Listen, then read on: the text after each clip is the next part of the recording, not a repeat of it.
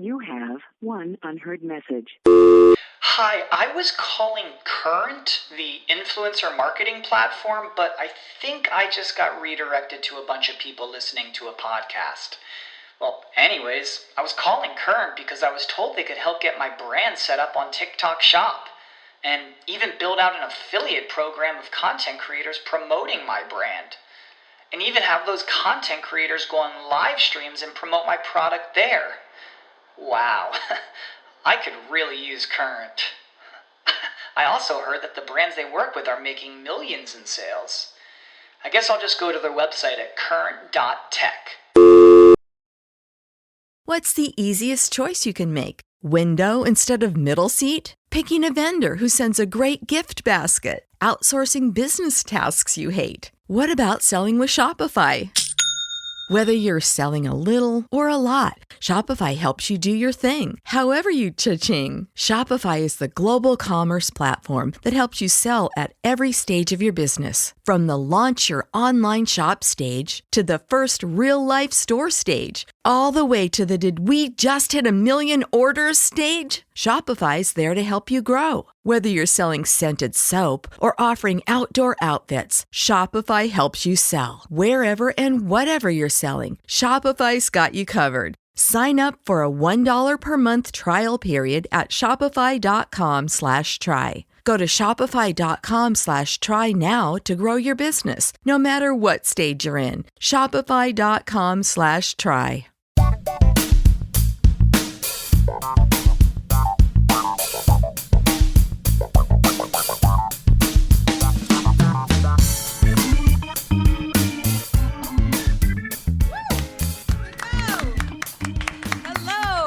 And welcome to Volume 8 of Comedy Album Book Club. Your regular host, Jason DeLine, is homesick. So instead, I will be hosting tonight. My name is Helena Marie, or you can call me Mrs. Jason DeLine. I am an actress, a producer, and a student of improv at the Second City. And this is the monthly live podcast show where we listen to an influential comedy album and then talk about it with other comedy pros and fans alike. If you're listening to the podcast, it's best to first do as we here in Toronto's Social Capital Theatre have just done and listen to Ben Elton's 1987 album Motormouth. Benjamin Charles Elton, born May 3rd, 1959, is a British-Australian comedian, author, playwright, actor, and director. He was a part of London's alternative comedy movement in the 1980s and became a writer on series such as Young Ones and Blackadder, as well as continuing as a stand-up comedian on stage and television. His style in the 1980s was left-wing political satire. Since then, he's published 15 novels and written the musicals We Will Rock You and Love Never Dies, which is the sequel to Phantom of the Opera. His novels cover the dystopian, comedy, and crime genres. And now I'd like to introduce to you our panelists tonight. I'm going to start with Mr. Neil Jones. He is a writer and director. He is a founding member of Radio Vault and Radio Project X, for which he adapted numerous short science fiction stories.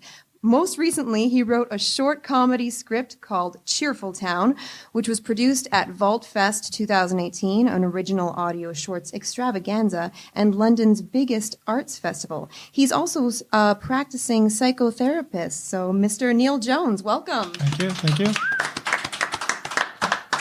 Thanks so much for coming here today, Neil. And you are the one who chose this album today. I did, and I'm not exactly sure why after hearing it again a couple of times. Well, I'm sure we'll find some reasons in a few moments. My second guest is Matt Ardill. He is a self-proclaimed comedy nerd, blogger, producer extraordinaire of our show, Comedy Album Book Club. When asked why he wanted to be a part of Comedy Album Book Club, he said he is a long-time lover of comedy and thought it would be great to bring some comedy gems to life. So thank you so much. We're here because of you, I guess. Well, just glad to help. Exactly. Great. And our third guest tonight is Mr. Kyle Scott. Hey. He is a dungeon master of Canadian podcast winner for Best Game podcast called Caverns and Comedians. And currently he has another podcast in development, which he says you'll need to follow him to find out more. Just around on the street. Just around. Yeah. Okay, perfect. Well, this is Comedy Album Book Club, and we've just listened to the album, and I guess I'll start with you, Neil. You can try to get into the where's, how's, why's of choosing this album. Well, I've been a big fan of Ben Elton for many years, ever since I saw Young Ones back in probably '85.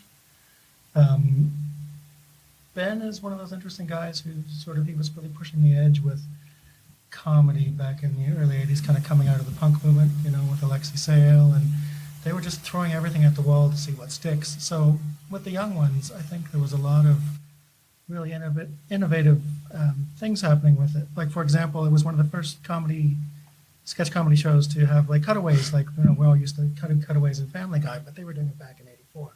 And I remember a really great one where it's set in a student house, and they zoom in on a picture on a wall, and it's two guys in chains walking up a gangplank, and one says, "I can't believe they're sending us to Australia for all the pies we stole. We just stole pies." And the other guy says, "Well, that and all the murders we did." So, and then they cut back to the main series. So I thought that's really cool. Like, that was the first time I'd seen something like that. And then after Young Ones, Ben started doing some stand-up, and I started hearing that on cassette, and that was pretty funny. And we heard some of that tonight. And then he went on to do like lots of other shows, like Blackadder is what he's most noted for. So, yeah, so I thought it'd be a good thing to go back to the '80s and look at some of the early British comedy that came out of the alternative comedy scene of the '80s. And where were you at that time when you first discovered him? What was going on in your life? Well, it was just, I grew up in a British family, so there was always my father liked, unfortunately, Benny Hill. So, I was subjected to that kind of stuff. My mother liked, Are You Being Served? And then I found like Monty Python and all the really good British comedy. And I think my love of that grew from there. Are you a Mr. Bean fan as well? Yeah, Mr. Bean. Yeah, Rowan's great. Yeah, excellent. Matt, what brought you to? Was this your first time hearing the album, or did you know it already? I've been familiar with Ben Elton's other work, his comedy writing, because he's done a lot of stuff. And he worked with Hugh Laurie and Stephen Fry, and so that's where this was the first time when I started listening to the album for this podcast that I've actually listened to his stand-up. But as an appreciator of, he's one of those people who's contributed a lot to British comedy television. So that's how I was familiar with him. Like Blackadder, the first series of Blackadder is, for a history and Shakespeare nerd, it's comedy gold. He didn't write the first one. No, exactly. But for anybody who just enjoys comedy, it kind of sucked. It's definitely comedy bronze. Exactly. Yeah. But starting season 2, when he stepped in, that's when they changed the entire dynamic. You started getting like some really punchy jokes, and the structure changed, and it brought to life that social commentary that seems to run through all of his comedy. And that's where I came from. When I was like, oh, and hey, he did stand-up. That'll be interesting here. And it was interesting to hear because it's different than the kind of material. I guess it's the presentation style makes it different. So yeah, I was like, I'd be really interested in giving that a listen. Good. Well, glad to have you. And Kyle, what about you? Were you a fan? Did you know about Ben at all? I think I backed into him the same way the other two did. I grew up a big fan of the Oxbridge comics, the Monty Pythons, and obsessed with Stephen Fry. And the first time I really became aware of Ben Elton as an individual was I went back and found old episodes of a show called Al Fresco, which was a sketch comedy show with Fry and Laurie and Emma Thompson, and I think it's Alexi Sale or Robbie Coltrane, and Ben Elton, not known for his acting for very good reasons. And I then became aware of his impact on Blackadder and even shows that I had randomly watched, The Thin Blue Line, which is Rowan Atkinson's cop sitcom, which I thought was written by Richard Curtis because it's so safe and traditional, but is actually Ben Elton. There's this... he gets a lot of credit for the alternative post-punk, but there's also the side that wrote "We Will Rock You," which is very crowd-pleasing and commercial. And there's something I kind of like about that dichotomy, I guess he has, where his love of language is very evident in his TV writing, where he's the one who came up with a lot of the flowery Blackadder expressions, like he's mad, he's so mad, he's madder than Mad Jack Mid-Mad, the winner of last year's Mr. Madman competition. But then his stand-up, which I also saw a bit of from the 80s and we were just listening to, is not like that at all. And it's very direct, it's very almost aggressive. He's doing it at the same time as Andrew Dice Clay, but with almost a modern 2018 set of political values. So. Very much so. Yeah. Yeah, for something said in 1987, you would think it almost all stands true to today. Yeah. And I mean, listening to it, it is definitely a socially conscious narrative that he's putting out in his stand-up. But it's like I said, it's really aggressive.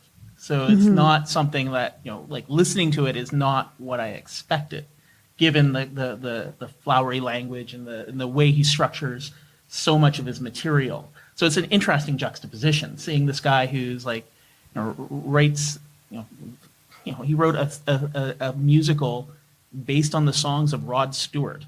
So it's like, okay, that's an interesting place to come from. But then, to hear him talk about penises, right, in depth. But don't you think that the character that most resembles Ben Elton is the Flash Art character in the Blackadder series? Oh yes, the Rick yes. Mayall character, which quite is aggressive. Remind me, it's been a while since I've seen Blackadder. So Captain Flashheart is this sort of guy that shows up now and again. He's like the nemesis of Blackadder, and he's everything Blackadder is, and he's Rick Mayall from The Young Ones. He's confident, he's suave, he's a bit of a ladies' man, he's a lad. And everybody loves him. Everybody Everybody. loves him. Women love him. Men love him. Yeah. No, men envy him more. I think. But he's a bit of a blowhard as well. But he's very aggressive, and I think that's Ben. Like, I think that's well, yeah, and in this context, hearing his stand-up, now that becomes clear. Yeah, it's that's him putting that voice in there, and that this was in the depths of the worst part of Thatcher era England. Yeah. There's a lot of social and class-driven comedy that we're not sort of familiar with today. Like class, even in the UK.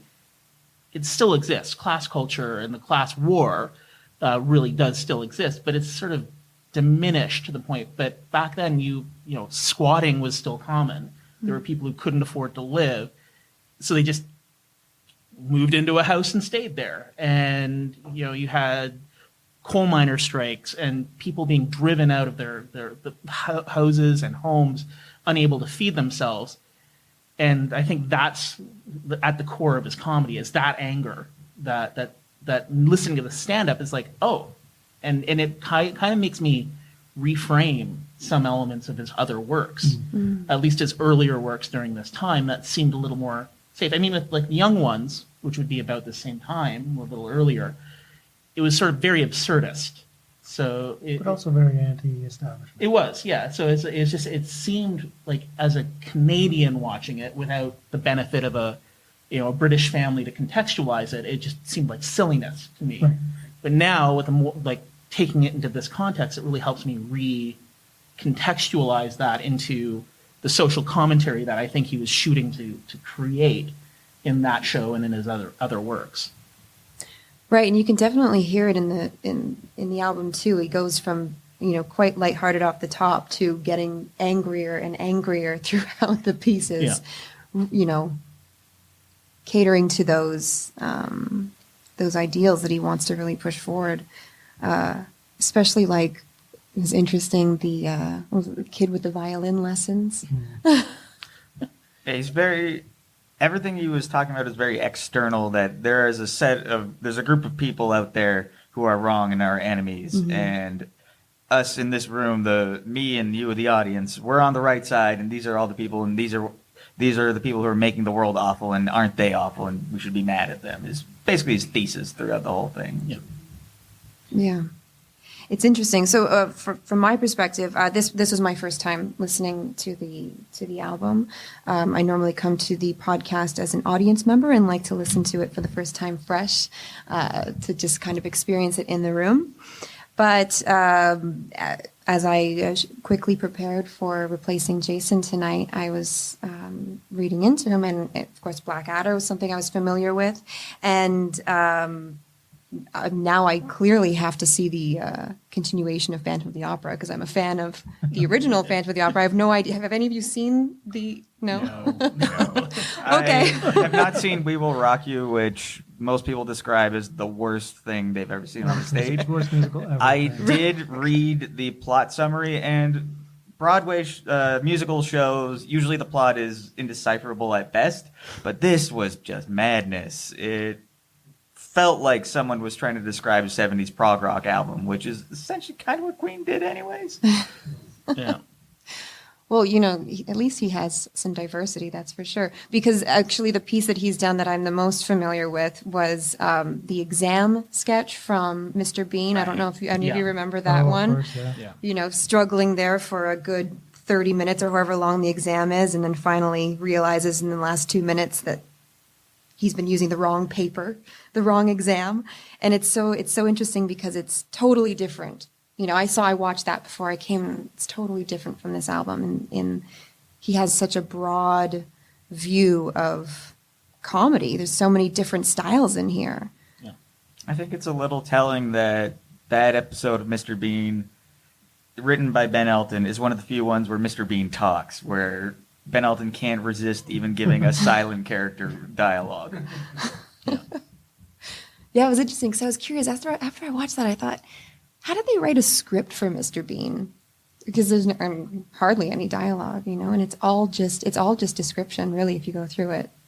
Very specific description. Never actually thought about. I should have at some point gone and read a Mr. Bean script. Right? I wonder if there's a script. I think it all comes out of everyone's head and they work it out as they're filming. No, you can find it. At least, yeah. I don't know if it's a transcription or what. But fascinating. Okay, let's get into some of the sketches the pieces that we heard tonight. Does anybody have a favorite from what we were listening to? I liked his stuff about advertising. It was the gentlest example of what he was trying to do. And I mean, comedy is about transgression and blowing through boundaries and illuminating things.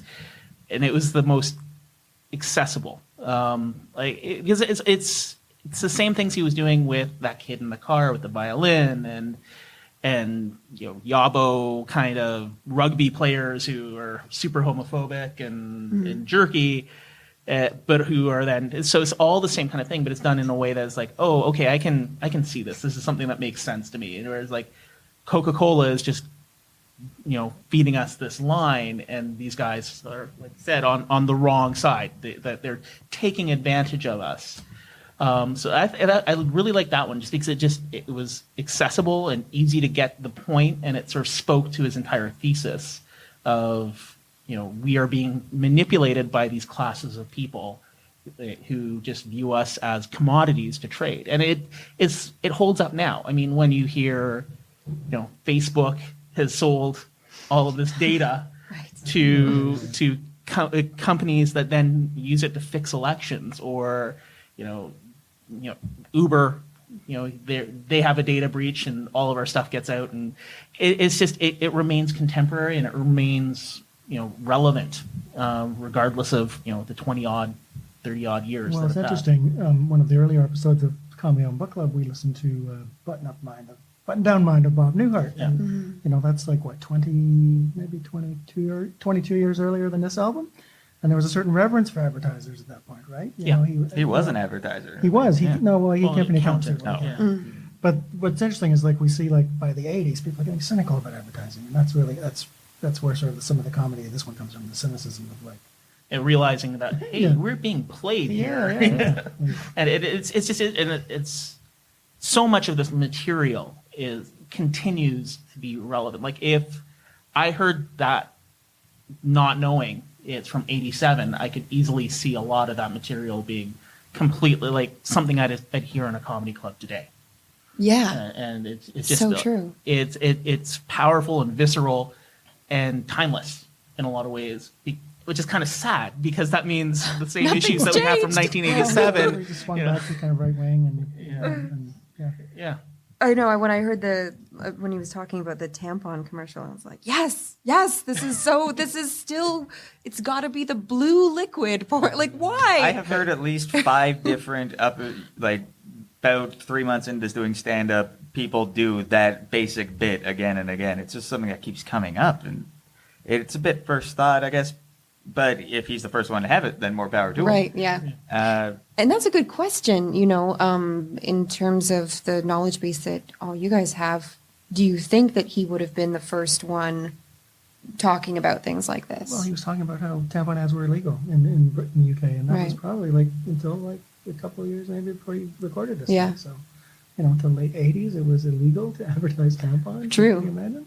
It also kind of contextualizes what exactly an alternative comic was, because it was an actual alternative to what the Des O'Connor and the Bruce Forsyth old guard of comedy in Britain, which we would think of basically, if you think of a 1950s comic on the Ed Sullivan Show, that's what comedy, at least in Britain, was up until 1978. Right. And then... And the alternative to that, mainstream, being like Benny Hill. Yeah. Which is... Who was still quite popular. Yes. In in the 80s, I was watching him on, Fox 29, I think. The TV from Buffalo, it would air him at 10:30 at night. And I would go to my friend's house, and we'd have sleepovers, and 12, 13-year-old boys getting very confused watching a man with cotton balls on his chest chase buxom women around. It's very not right. Ben had that joke, right? When we talked about how his penis was large and the crowd went a bit crazy. He said, well, there's the Benny Hill within us all coming out. Exactly. As left-wing as you might be, you got a little Benny Hill in you. Yeah. It's just the nature of it. Then he did bring up penises, actually. Yeah. Speaking Yes. of those, penises. If you let any man talk long enough, It's just going to come up. Our entire life revolves around that in some way, shape, or form. And it's just about admitting it and moving past it. Well, I like that he preemptively talked about the periods and then moved into penis territory, because I feel like he gets all the women on board for the conversation. Then okay, now we'll listen to you talk about the penises. But again, with that bit too, it's the same thing. You could probably see it today, no problem, because it's so universal.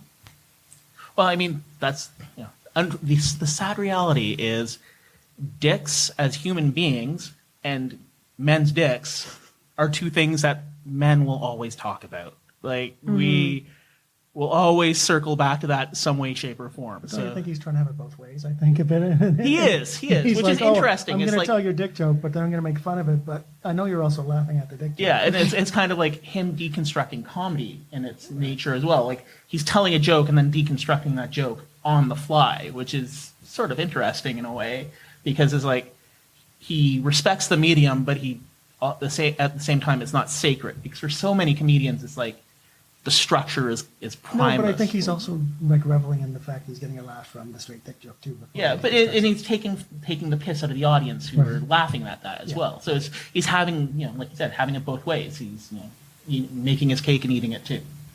Which was kind of when the Young Ones was popular, it was very much let's try anything and everything. Let's see what sticks, right? South Park of the early 80s. It totally was. South Park by lefties, not libertarians.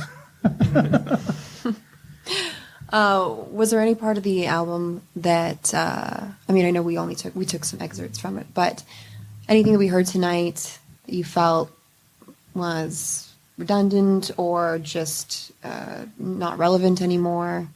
When he was on the long bits about the drink, where he's going off about people who drink lager and then the campaign for real ale people. That's very sort of facile stuff. And then he has this one moment where he starts talking about how everything he says is a lie. That's his whole point. Can you imagine what a true joke would be? I thought he was going to go into something on that, because that felt very interesting and very, this can be something really deep and funny. And bounces right off it, goes right back into talking about lager, and makes a joke about a doctor pissing in a guy's mouth. Yeah. Which got one of the biggest laughs, even from the people sitting in the audience here. Right. Because everybody can relate to what the ale tastes like, the lager tastes like. I think too that lager bit. There's a bit of it that's just so 1980s British too, running through it, where it's like if you don't have that context, it's just not going to work. So the comedy, there's some really strong elements in there, but there's some of it that's so regional and so time specific that you really need a history class before you can appreciate it. I'm not sure about that, because they call craft beer thing now that we're going through the craft beer resurgence. I mean, there's a whole there's a lot of comedy bits about how pretentious the craft ale is. Yeah, it's a lot of it's about a 50-50 mix. I find with his material in this album, where it's like some of it is just timeless, and then some of it is just super specific. So like the tampon ads, like if you didn't know that was illegal, that entire bit doesn't make it works, but it doesn't make as much sense, and that just gives it that extra boost if you know like the concept of the watershed hour in the UK television and their hyper oversensitive censorship bureaus that were active until like the 90s, where certain music wouldn't be allowed to be played and certain television was restricted in certain ways. So there's specificness, and then there's also a broadness to his comedy. It's sort of like a weird balance. So because there's some stuff it's like, oh, that works today, and then it's like, I don't quite get that. But also, one thing that wouldn't work today is, as I said, it's not about him. Almost none of this is about him. Yeah. Even when he's sort of talking about something that could be very personal, like the male fear of getting an erection at the wrong time. He's not talking.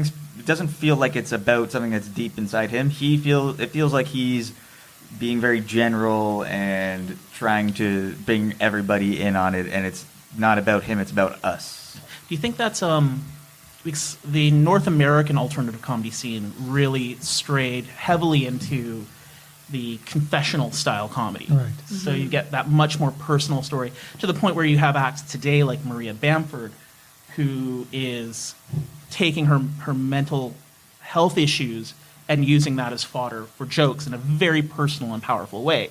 Whereas it seems like the British side of things, that wasn't necessarily the case. So do you think that's just something in the difference of... Yeah, the British don't want to talk about themselves.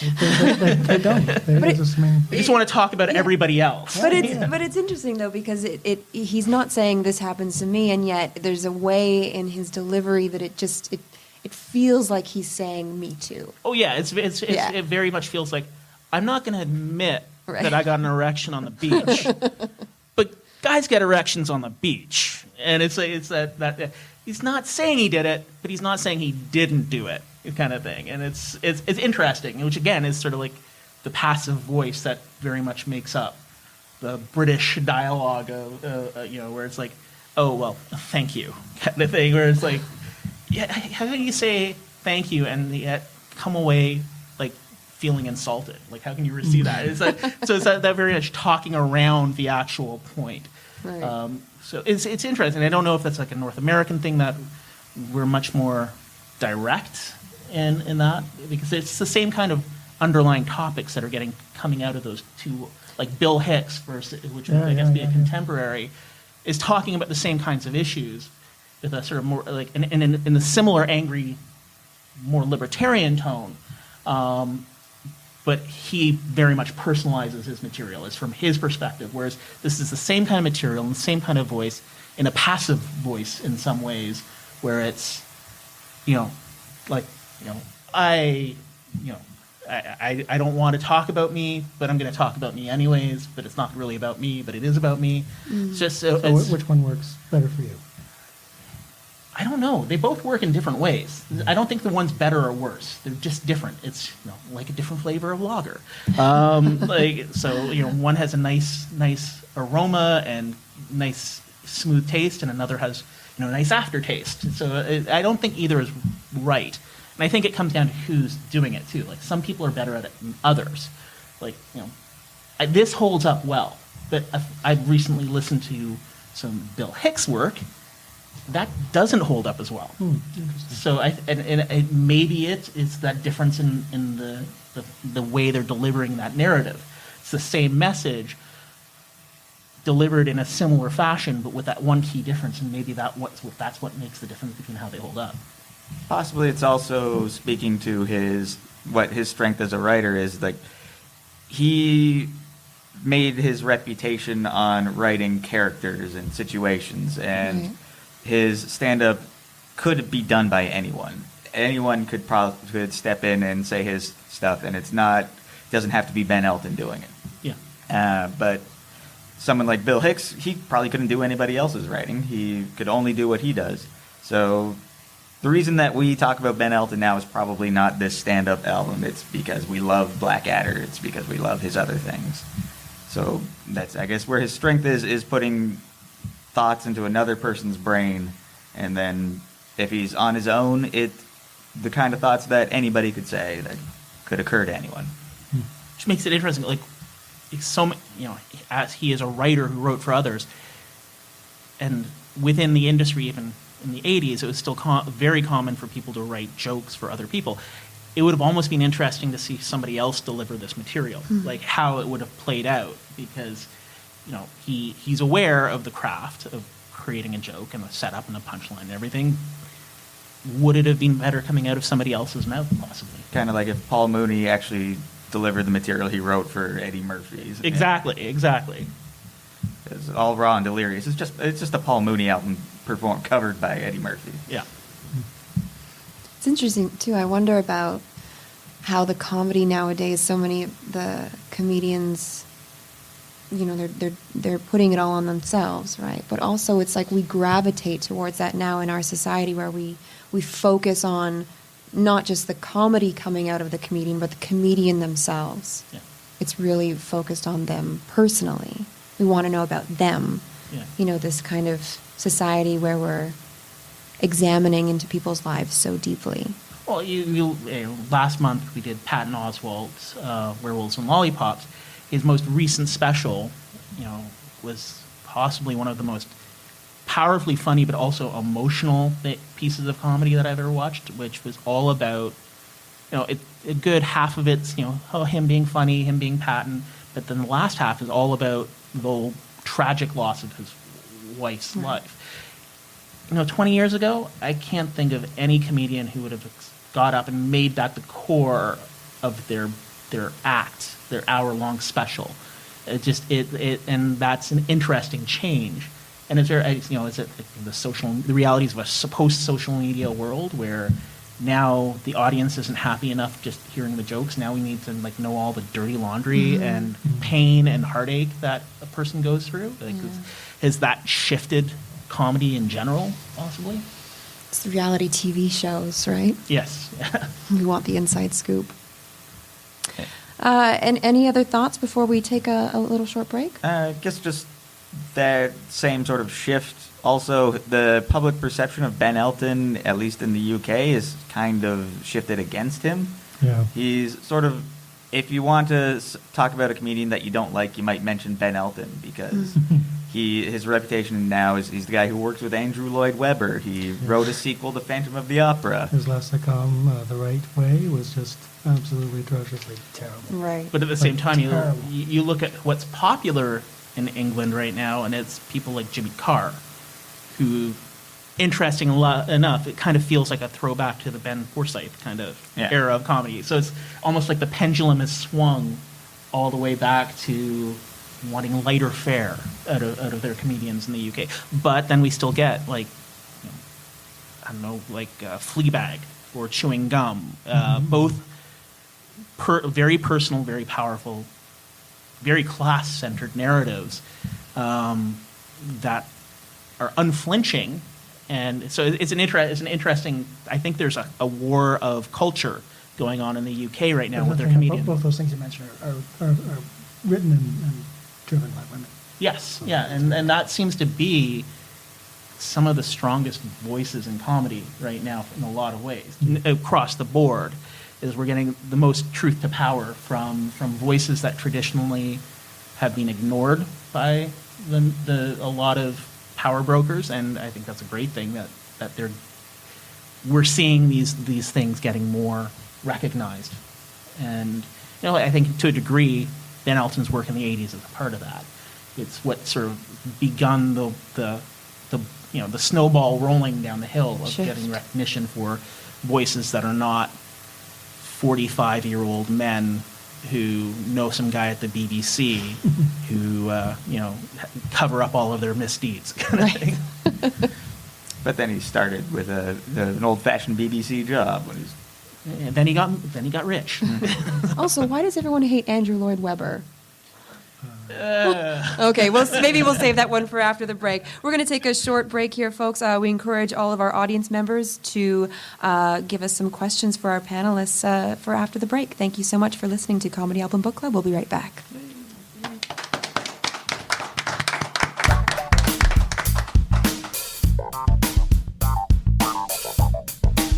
Comedy Album Book Club is recorded live on the first Thursday of every month at the Social Capital Theatre in Toronto, Ontario, Canada.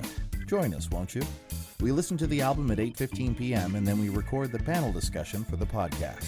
Tickets are pay what you can, with some proceeds going to Covenant House, Canada's largest agency for at-risk, homeless, and trafficked youth. For more details, please visit us at comedyalbumbookclub.com. We're also on Facebook, Twitter, and your favorite podcast app. Feel free to send suggestions for future guests or albums. I'm Jason DeLine. Thanks for listening.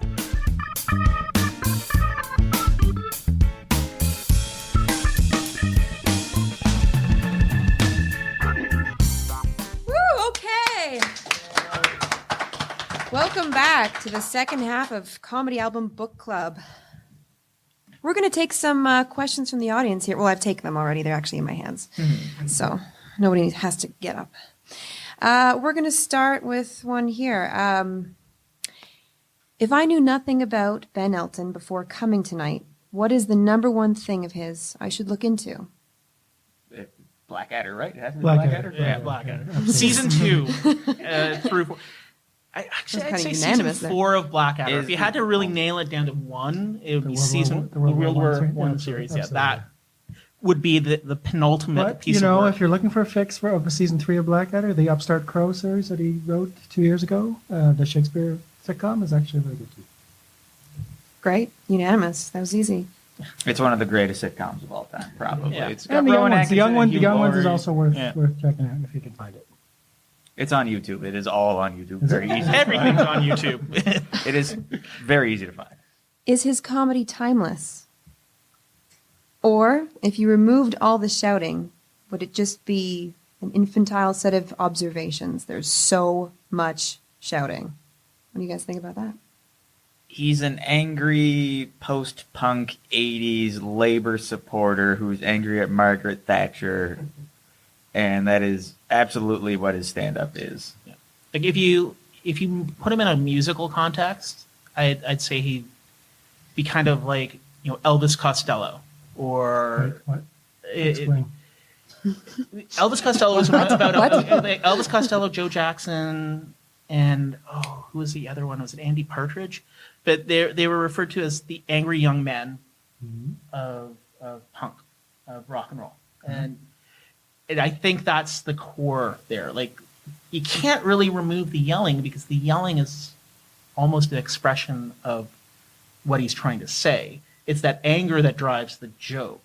So yes, removing the yelling, it would seem infantile and just pointless, but the yelling is part of the structure almost. Right, like Sam Kinison, no yelling. That's Yeah, Sam Kinison, no yelling, is just a really big guy with a bad cocaine addiction on stage. And it's part of the point is to be different than the old-fashioned, I'm here to introduce the band and also tell you a few jokes kind of stuff. So I don't think people today would enjoy the yelling, but so yeah, it's not necessarily time. It's very much of its time and place. I don't know. People love Lewis Black, and that's similar. It's very similar.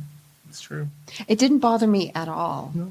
Not in the slightest. There were, admittedly, I would have to listen to it again to understand half of what he was saying at some points, just because with the accent and the yelling and the quick speech. I lost some of it, Well, there's but also a way that he personalized it, right? Like I'm angry about this. Like this is not a joke. This is not a joke that's confessing anything about me, but it's what I'm angry about. So I think you connect to him through the anger. especially when it's politically charged. Yeah, and like if you look at Kinnison, I don't like Kinnison. Yeah, like, as a human being and as a comedian, like everything I've heard about him as a human being, I'm like, this is not a nice guy. As a comedian, his act never resonated with me. Whereas, like, I do get, like, I listen to this album and there are laughs in there. You know, it's like, okay, I can see where he was going with this. Whereas, so I mean, you know, like if you remove the yelling from Kinnison, it doesn't work. But there's nothing underneath that. Whereas I think if you remove the yelling, is a different situation here. Our audience member said that if you remove the yelling, you get lukewarm 90s observational humor. It's of its time and place. But given that this was 1987, wouldn't that be sort of ahead of its time? Yeah, and also it seemingly, at least to me, his political views seemed very much ahead of its time, but that always has a clock on it, and you can be ahead of your time for 20 years, but then 30 years on, we're going to be a lot more things will come out glaringly. Like there's even things in this talk of penises that probably wouldn't get through today, and it will only get worse as time goes on, as everything I say now will get worse as time goes on. And a lot of things I say are probably bad for now. So,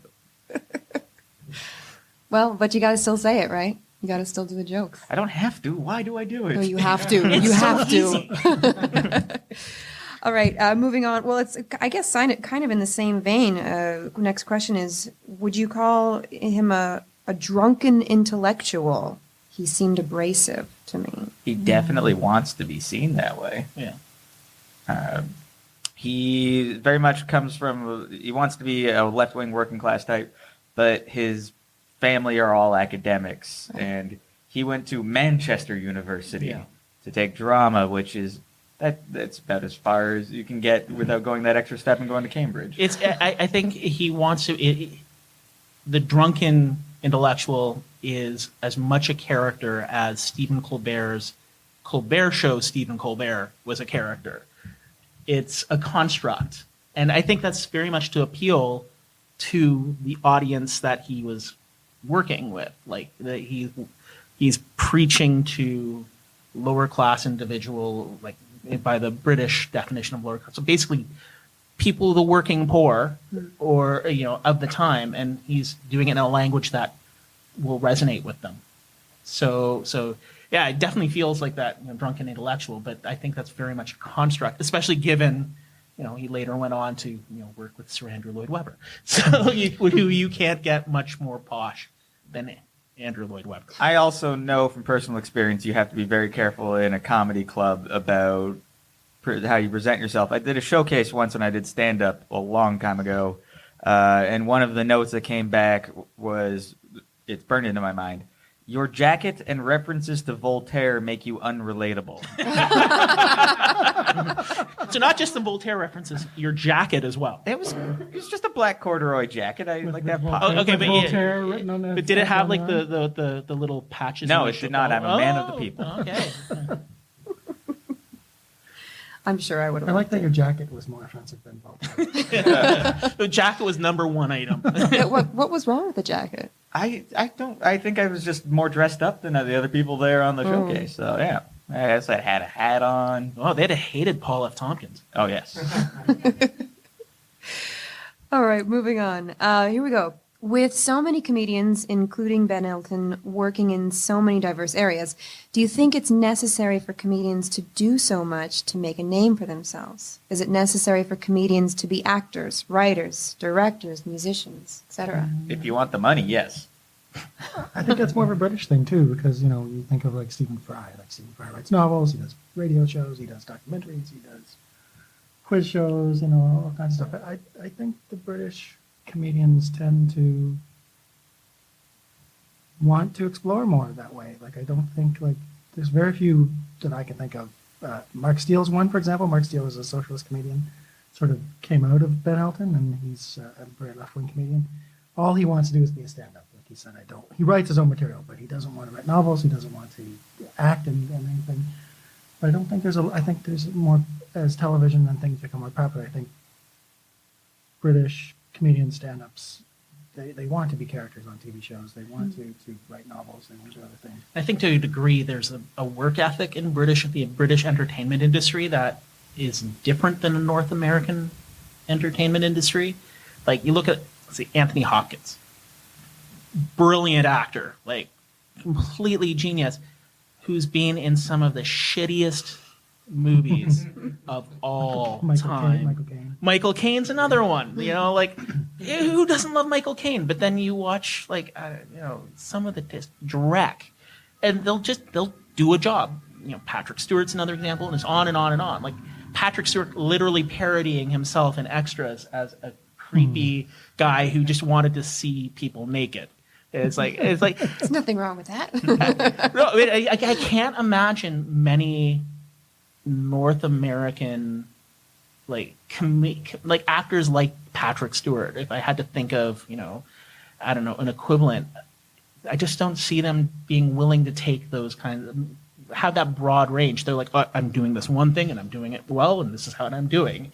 So I think it's almost like a difference in the industry and how you see a person in Broadchurch who's then like in a sketch comedy show, who's then in a news parody show, and then is in like Doctor Who kind of thing. So it's like they will work and do anything because they enjoy working and doing anything. But also, you can make more of a living as just a touring stand-up in North America. Just the economics of it make it viable to do that. But I also know very few stand-ups who don't have a podcast.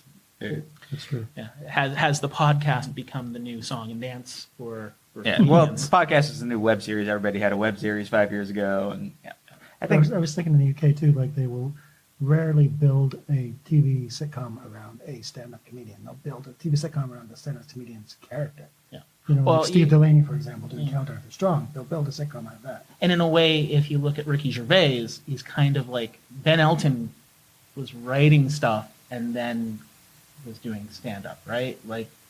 So Ricky Gervais is kind of the same way. He was an extra who then eventually had The Office and Extras, and then he did the stand-up. Like the stand-up was secondary. So it's like it's like an inverse structure, whereas like in the 80s in North American comedy clubs is like you do your hour, somebody sees you, you get an NBC sitcom. That was the dream, or you get on SNL. But it's almost like an inverse structure in the UK. I would say too, as someone who's an actor, and I can also add in writer and producer and comedian. It's one of those. I think when you have so much that you want to give, you want to do everything. If you can, I mean, not everybody can do it well, but I think if you have the time. I mean, he seemed to have the time. I guess he was married and has kids and everything, but it doesn't necessarily mean that he's busy. Yeah. You don't always know what's going on there. But so I think to answer the question, is it necessary for comedians to do so much to make a name for themselves? I don't think necessarily. It can happen in different ways. Some just like to do more than others, I guess. Oh, speaking of him doing so many things, the sequel to Phantom of the Opera, Love Never Dies, is on tour right now. Oh. Everyone. Currently going to play in Buffalo June 5th to 10th. If anyone wants to. I'm slightly road curious. trip. Since a road trip, that's not. How do you write a sequel to Phantom of the Opera? Is it the son of one of the people that the chandelier fell on out for revenge? So, and then would Phantom of the Paradise be like the future flash forward into the future of the Phantom of the Opera? Like what's the Phantom of the Paradise is the alternate universe. It is a thing of 1970s Paul splendor. Williams. The guy who wrote Rainbow Connection for Kermit, most beautiful song of all time. Absolutely. Can you he- sing a little bit in case the people at home don't know what that song is? I will We'll not edit it in. inflict that on anyone. If you've never seen Phantom of Paradise by Brian De Palma, go out. Go and see Brian frickin' De Palma. Like, what the hell? It's this weird 1970s It's a rock evil opera. Satan rock So you know opera. it's tasteful. Oh yeah, very tasteful. It's like Tommy with a bit more story. yeah. A little bit more, not much, but Okay. So are we doing a road trip then? Is that I'm decided? game. All right. Moving on. I guess we kind of covered this before the break, but it'd be interesting to talk about it a little bit more. Is Ben Elton still relevant? not according to reviews of his last sitcom. They were calling him the unfunniest man in Britain. The Guardian said he's completely lost it, Right. which was very interesting. I'd say maybe his old stuff is still relevant in a way, in some ways. His modern new stuff, not so much. I would think of Robin Williams as perhaps something to go by, where for the last 15 years of Robin Williams' life, he was making progressively less well-reviewed movies, and his style was seen as, oh, he's too frenetic. You can't just jump around and yell things anymore. You can't do what you're doing, and he was seen as, if you want to talk about a hack old guy who's out of touch, you mentioned Robin Williams, and then when tragedy struck, immediately everybody is talking about how much they loved Robin Williams and how important he was to them and what a big influence he was on everybody. So maybe there's some of that would happen. Yeah, Ben will get a good obituary. Yeah. So Glowing He endorsement. will. He'll be known as the writer of. my advice to Ben Elton now is to die. It's the best career move he can make. Good career move. Yeah. It's a smart move. It's a very smart move. You were talking about The Right Way, right? In terms of his bad reviews. I did just look him up on IMDb, and he has done some things since then, because that was in 2014. Well, Upstart 2012. Upstart Crow is good. You've seen it? Yeah, and that was just like 2 years ago, but But you still don't think it's relevant? not quite sure. Jury's out. Undecided.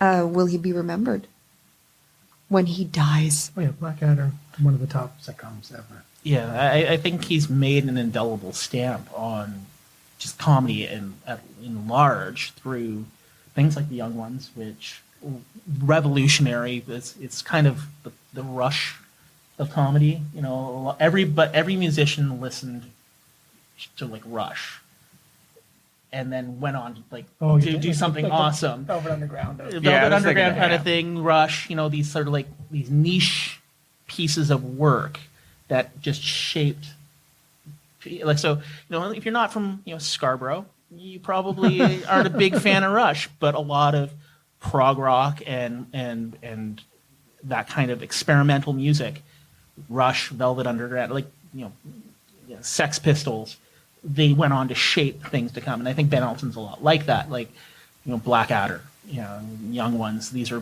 things that definitely will leave an indelible stamp on comedy that follows. Also indirectly responsible for Love Actually, because if Blackadder doesn't continue on, does Richard Curtis make all of those Hugh Grant movies?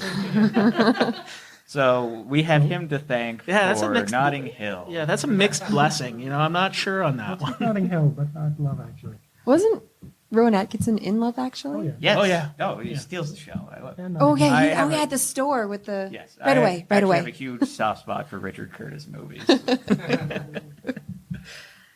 Last question here, but I had a question. Well, we'll move on to this one first. What did he bring to comedy that nobody else had? Was there? What he brought, I think, to alternative comedy, which Rick Mayall was the co-writer on Young Ones, and he was brought in specifically because he had an alternative comedy sense, but he could also structure a script. So Yeah. it's the anarchy and the order. Do you think he's better at the writing than he is at the performing, than he is at the stand-up? If you had to tell him he could only pursue one career from here on out. I'd say right, stick to right. writing. Yeah. After I tell him he should die, Oh God!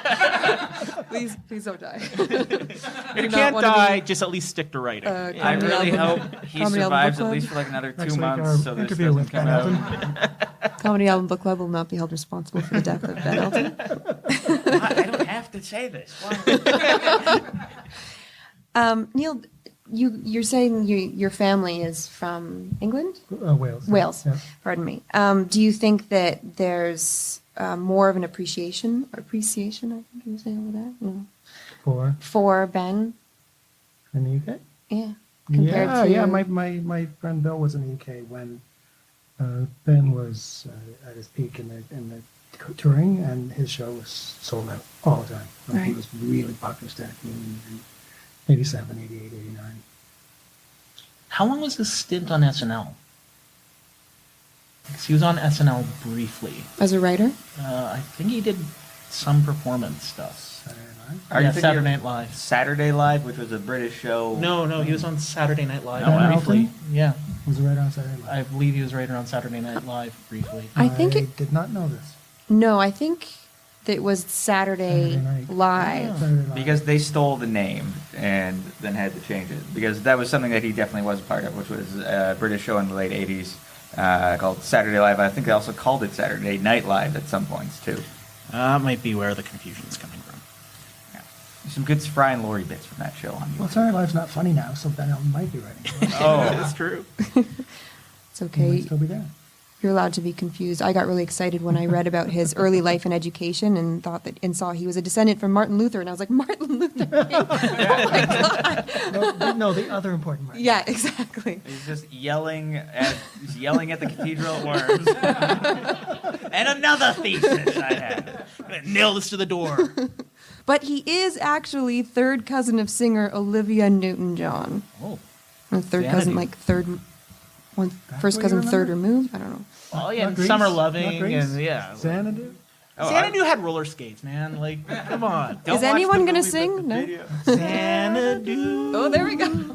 Hey, it's Jeff Lynne, the ELO. I kind of like Yeah. So sorry, we're out of time, folks. But Correct. Check out our next podcast, The Xanadu Show. we are going to wrap things up here, but just some final words. We'll start with you, Kyle. I absolutely adore the shows that he worked on in the 80s, and as much as I'm not interested in some of the things he's doing now, he still has a lifetime pass for me. Like, you can make as many awful jukebox musicals as you want. You wrote Blackadder 3. All right. Matt? I think this was really an interesting listen. Like, given his broad body of work, it was neat to see something from a different period of his life presented in a way that, I'm not used to consuming his work. And I think it was cool, and it's definitely, I'm going to have to check out his Motivation, his next album. That's right, because this is one of two. Yes. Yeah. And I think the next one is just made a year later. Yeah. I think it Very was quick. just, he recorded them almost back to back, from what I understand. And the only ways I could see it online to get it were to buy these $180 double vinyl sets of both albums. Which I I'm need the like, 180 Worth it. gram deep groove version, or I'm not listening. Neil? I would say if you want to know another side of Ben Elton, he's actually an environmental activist too. Check out the novel Stark. I think it's his first or second novel. It's quite good. Did you read it? Yeah. Have you read any of his other? He Yeah, wrote I've read 15, about 12, right? about 10 of them, I think. and Wow. They get progressively worse. So much like his comedy. But Stark is quite good. It's a post-apocalyptic environmental message kind of thing. Cool. It's good. Very cool. Thanks for sharing that. Okay, well, that's our show. A big thank you to my guests. I'm going to tell you how you can follow them and listen to more and see more, hear more of what they've got going on. So we've got Neil Jones, and you can look for Radio Project X on Facebook to find him. Matt Ardill, you can follow him on Twitter at @commonperson. And Kyle Scott, you can find him on Twitter at @GKyleScott. And I'm Helena Marie. You can find me on Twitter at _Helena Marie, or you can follow our regular host, who is homesick today, Mr. Jason DeLine at Jason DeLine at Twitter. And remember, you can find us on iTunes, Google Play, or your favorite podcast app, as well as at comedyalbumbookclub.com, on Twitter at CABC Podcast, and on Facebook. Subscribe, review, and ask questions or suggest future guests and albums. We record the show live after listening to the album on the first Thursday of every month here at the Social Capital Theatre. And our proceeds always go to Toronto Covenant House, Canada's largest homeless youth agency. Next month, we're back at 8 p.m. on May 3rd when we'll find out why Jason's guest, comedian Derek Forgy, chose the 1997 album Arizona Bay by Bill Hicks. By the way, this is Jason who wrote this for me. That's why I can't read it.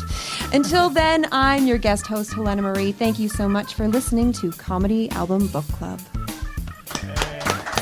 My condolences to the Elton family.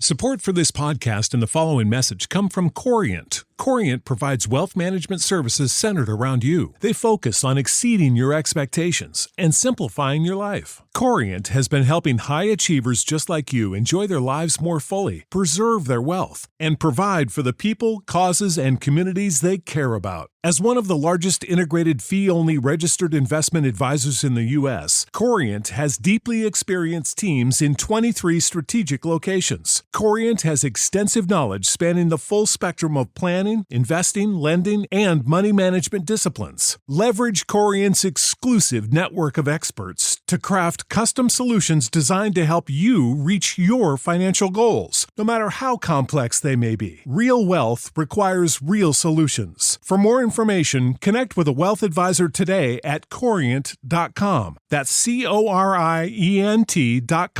Corient.com. Swimsuit? Check. Sunscreen? Check. Phone charger? Check. Don't forget to pack the 5-Hour Energy. It fits great in a pocket or carry-on, and the alert feeling will help you arrive ready for anything. Now get 20% off when you use code 5HETRAVEL at 5hourenergy.com. Expires April 30th. One-time use only. Not valid with other discounts. Remember, visit 5hourenergy.com and use code 5HETRAVEL to save 20%.